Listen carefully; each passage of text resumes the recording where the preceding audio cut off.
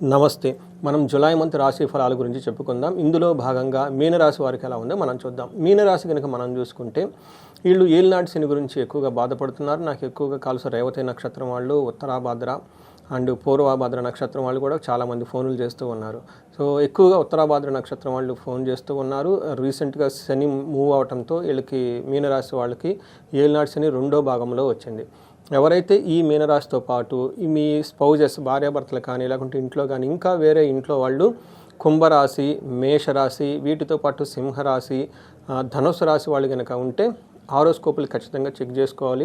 ఇవన్నీ శనికి సంబంధించిన ప్రాబ్లమ్స్ బాధపడుతున్న రాసులు కాబట్టి మీ ఇంట్లో ఎవరైనా కనుక ఇప్పుడు చెప్పుకున్న రాసులు వాళ్ళు ఉంటే ఖచ్చితంగా 1-2 సార్లు జాతకాలన్నీ వెరిఫై చేసుకోండి. ఎందుకంటే ఎక్కువగా ఇద్దరు ఉంటే ఇంట్లో డబుల్ ట్రాన్సిట్ ఎఫెక్ట్ ఎక్కువగా ఉండి ఆ ఇంట్లో సమస్యలు ఎక్కువగా ఉండే అవకాశం ఎక్కువగా ఉంటుంది.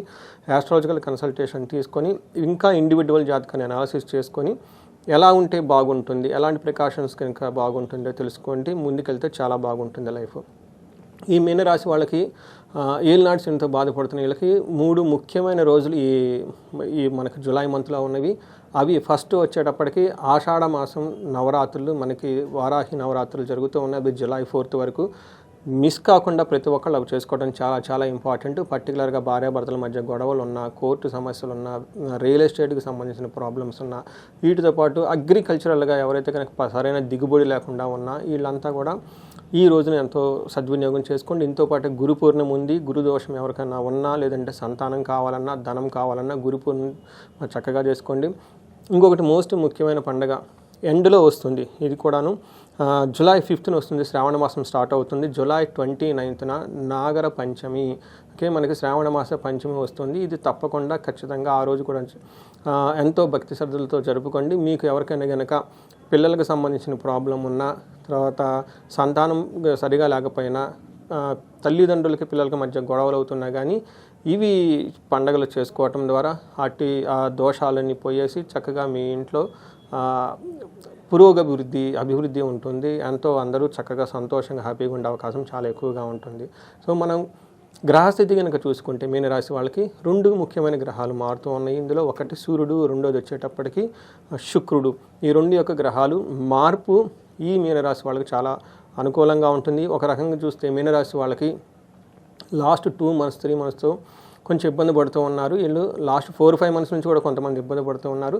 బట్ ఈ మంత్ వీళ్ళకి చాలా వరకు రిలీఫ్ వచ్చేసి వీళ్ళకి చాలా అనుకూలంగా ఉండే మంత్ అని మనం చెప్పుకోవాలి. సో మనకి సూక్ష్మ గోచారం, లఘు గోచారం ప్రకారం కనుక చూసుకుంటే వీళ్ళకి ఏ ప్రేమగా ఉంటుందంటే, ఒకటి మనోరుజువం, కొంచెం పిల్లలకు సంబంధించిన విషయాల్లో మానసిక ఆందోళన చెందే అవకాశం ఎక్కువగా ఉంటుంది.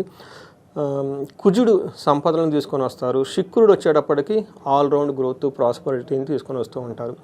ఒక రకంగా చూసుకోవాలంటే ముఖ్యమైన ప్లానెట్స్ని వీళ్ళకి చక్కగా బాగా సపోర్ట్ ఇస్తూ ఉన్నాయి. గురువు కూడాను ఈ జూలై మంత్ అంతా కూడా మీకు మంచి సపోర్ట్ ఇస్తూ ఉన్నారు. ఇది ఒక మంచి శుభ పరిణామం మీనరాశి వాళ్ళకి మనం చెప్పుకోవచ్చు. మనం గ్రహం వైజ్ కనుక చూసుకుంటే సూర్యుడు వీళ్ళకి జూలై 5th తర్వాత, జూలై 14th తర్వాత వీళ్ళకి 5వ ఇంట్లో మూవ్ అవటంతో ఇది మిక్స్డ్ రిజల్ట్ ఇస్తారు అని చెప్తారు. అంటే కొన్ని విషయాల్లో ఛాలెంజింగ్గా, కొన్ని విషయాల్లో ఆపర్చునిటీస్ని వీళ్ళు తీసుకొని వస్తూ ఉంటారు.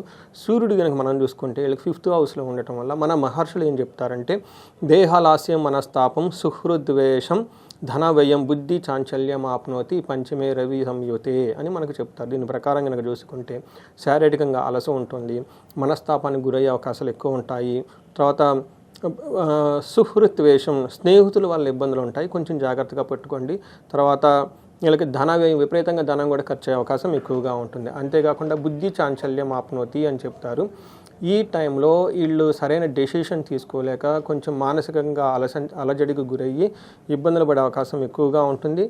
హెల్త్ విషయంలో కూడా కొంచెం జాగ్రత్తగా ఉండటం వీళ్ళంతైనా అవసరం. కుజుడు 6వ ఇంట్లో ఉండటం వల్ల ఈ రాశి వాళ్ళకి, మీనరాశి వాళ్ళకి చాలా మంచి జరుగుతుందని మనం చెప్పుకోవచ్చు. 6వ ఇంట్లో కుజుడు ఉండటం వల్ల కొంచెం ఛాలెంజెస్ కూడా ఉంటాయి.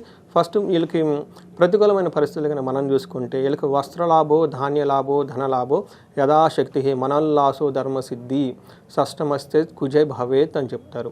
అంటే సూక్ష్మంగా కనుక చెప్పగాలంటే వీళ్ళకి అన్ని విధంగా లాభప్రదంగా ఉంటుంది.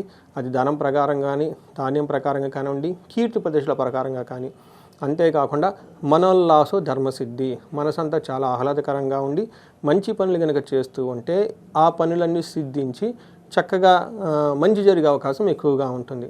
అదేవిధంగా కుజుడు మంచితో పాటు కొన్ని ఛాలెంజెస్ కూడా తీసుకొని వస్తున్నారు. అవి సపరేషన్, భార్యాభర్తల మధ్య ఏమన్నా కనుక గొడవలు వచ్చే అవకాశం ఎక్కువగా ఉంటుంది. అవమానం జరిగే అవకాశాలు కూడా ఎక్కువగా ఉంటుంది. సో మూడో గ్రహం చాలా బాగా సపోర్ట్ ఇచ్చే గ్రహం మీనరాశి వాళ్ళకి ఏమిటంటే శుక్రుడు అని చెప్పవచ్చు. శుక్రుడు కనుక మనం చూసుకుంటే వీళ్ళకి 3వ ఇంట్లో ఏంటి 9వ ఇంట్లో చూడటం వల్ల శుక్రుని దృష్టి మంచిది. శుక్రుడు తను ఉన్న 3వ స్థానం కూడా మంచిది అని మనం చెప్పుకోవచ్చు. ఇందులో 3వ స్థానంలో కనుక చూసుకుంటే వ్యాపారంలో అంత సరిగా అంటే మిక్స్డ్గా ఉండే అవకాశం ఎక్కువగా ఉంటుంది ధనం విషయంలో. కానీ బిజినెస్ ఓవరాల్గా గ్రోత్ అయితే చాలా బాగుంటుంది. ఇంతే కాకుండా గౌరవం, మీ మాటలకి చాలా గౌరవప్రదమైన వాల్యూ ఉంటుంది.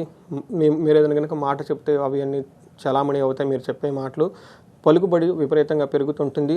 ధనము, గౌరవం కూడా ఉండే అవకాశం చాలా ఎక్కువగా ఉంటుంది. ఇవి గ్రహాల యొక్క స్థితిని బట్టి మనం చూసుకుంటే మేజర్ గ్రహాలు చాలా సపోర్టివ్గా ఉన్నాయి. గురువు కూడాను మీకు 4వ ఇంట్లో ఉన్న 4వ ఇంట్లో గురువు జనరల్గా మంచిది కాదు అంటారు. కానీ జూలై మంత్ గురువు మీకు విపరీతంగా యోగ్యతను ఇవ్వటం వల్ల ధనం వచ్చే అవకాశం, పుత్రుల ద్వారా సంతానం, అంతేకాకుండా మీకు ఒక మంచి అడ్వైజర్స్ వచ్చే అవకాశం కూడా ఎక్కువగా ఉంటుంది. అప్పటిదాకా మీరు ఏదైనా విషయంలో ఎలా వెళ్తే బాగుంటుంది అని క్లారిటీ కనుక లేకుండా ఉంటే ఇప్పుడు గురువు సపోర్ట్ చేయడంతో మీకు మంచి క్లారిటీ వస్తుంది. మంచి కీర్తి ప్రతిష్టలు కూడా మీకు వస్తాయని మనం చెప్పుకోవచ్చు. సో ఈ ప్రకారంగా గ్రహాలు వైజ్ కనుక చూసుకుంటే మెజారిటీ గ్రహాలు అనుకూలంగా ఉండటంతో చాలా చక్కగా ఉండే అవకాశం ఎక్కువగా ఉంది. ఇప్పుడు మనం ఒక్కొక్క నక్షత్రం ప్రకారం కనుక చూసుకుంటే మీనరాశిలో పూర్వభాద్ర, ఉత్తరాభాద్ర, రేవతి నక్షత్రాలు 3 ఉంటాయి. పూర్వభాద్ర నక్షత్రం వాళ్ళకి చూసుకుంటే వీళ్ళకి ధన ప్రాప్తి, ధనలాభము ఎక్కువగా ఉన్నాయి. నెగిటివ్ సైడ్లో కనుక చూసుకుంటే ధనహీనత, భయము 2 కనిపిస్తూ ఉంటుంది. వీటితో పాటు బంధనము, బంధించబడినట్లు ఉండే సిచ్యువేషన్స్ ఎక్కువగా ఉంటుంది. ఇక్కడ బంధనము అంటే మనం ఎలా వెళ్ళాలి, ఫ్యూచర్ ఎలా ఉండబోతుంది, లేదంటే మీకు ఒక మంచి టాస్క్ అచీవ్ చేయాల్సి ఉంటుంది, దాన్ని చేస్తే వాళ్ళ రిజల్ట్ ఎలా ఉంటుంది, ఒక సందిగ్ధకు గురయ్యే అవకాశం ఎక్కువగా ఉంటుంది, లేదంటే ఒక స్టాగ్నేటెడ్గా ఫీల్ అయ్యే అవకాశం ఎక్కువగా ఉంటుంది. ఇలాంటి సందర్భంలో మీకు తెలిసిన ఒక మంచి ఎక్స్పర్ట్స్ని కానివ్వండి, ఆస్ట్రాలజర్ కానీ కనుక కలిస్తే వాళ్ళు మంచి డైరెక్షన్ ఇచ్చే అవకాశం మీకు ఎక్కువగా ఉంటుంది. ఉత్తరాభాద్ర నక్షత్రం వాళ్ళకి వీళ్ళకి ధనప్రాప్తి ఉంటుంది, జయప్రదంగా ఉంటారు, ధనలాభము విశేషంగా ఉంటుంది. ఛాలెంజెస్ వీళ్ళకి ధనహీనత, బంధనము, భయము కనిపిస్తూ ఉన్నాయి. నెక్స్ట్ రేవతి నక్షత్రం వాళ్ళకి కనుక చూసుకుంటే వీళ్ళకి జయప్రదంగా ఉంటారు, ధనప్రాప్తి ఉంటుంది, ధనలాభము ఉంటుంది. ఛాలెంజెస్ కనుక చూస్తే విపరీతంగా ధనం ఖర్చు అయ్యే అవకాశం ఎక్కువగా ఉంటుంది. బంధనము, బంధించబడినట్లు ఉండే సిచ్యువేషన్స్ కూడా చాలా ఎక్కువగా ఉంటుంది. ఇవి కాకుండా లత్తా అనే ఒక కాన్సెప్ట్ ద్వారా ఉత్తరాభాద్ర నక్షత్రం వాళ్ళకి స్త్రీ నాశనం, రేవతి నక్షత్రం వాళ్ళకి కూడా స్త్రీ నాశనం జరిగే అవకాశం ఎక్కువగా ఉంటుంది.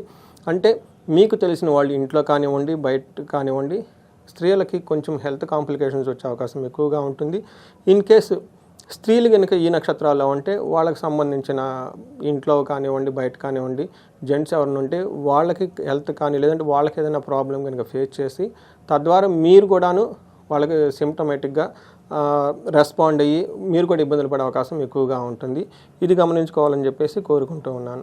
ఈ రాశి వాళ్ళు కనుక చూసుకుంటే ధనహీనతతో బాధపడుతూ ఉన్నారు కాబట్టి కుబేరు పాశుపత అభిషేకం లేదంటే మహాలక్ష్మి విశేష హోమం చేయించుకున్న చాలా బాగుంటుంది. వీళ్ళకి బంధించబడినట్లుండే సిచ్యువేషన్స్ ఎక్కువగా ఉంది కాబట్టి సుదర్శన మహా హోమాన్ని చేయించుకున్న, విష్ణుమూర్తికి సంబంధించిన ఆలయాలు సంప్రదించుకున్న చాలా బాగుంటుంది. సో ఇంకా ఏమైనా కనుక మీకు ఇండివిడ్యువల్ హారోస్కోప్ చెక్ చేయించుకోవాలన్న స్పెసిఫిక్ ప్రాబ్లమ్స్ ఉన్నా కానీ ఈ స్క్రీన్ మీద కనిపిస్తున్న నెంబర్ ద్వారా మీరు నన్ను సంప్రదించవచ్చు. ధన్యవాదాలు.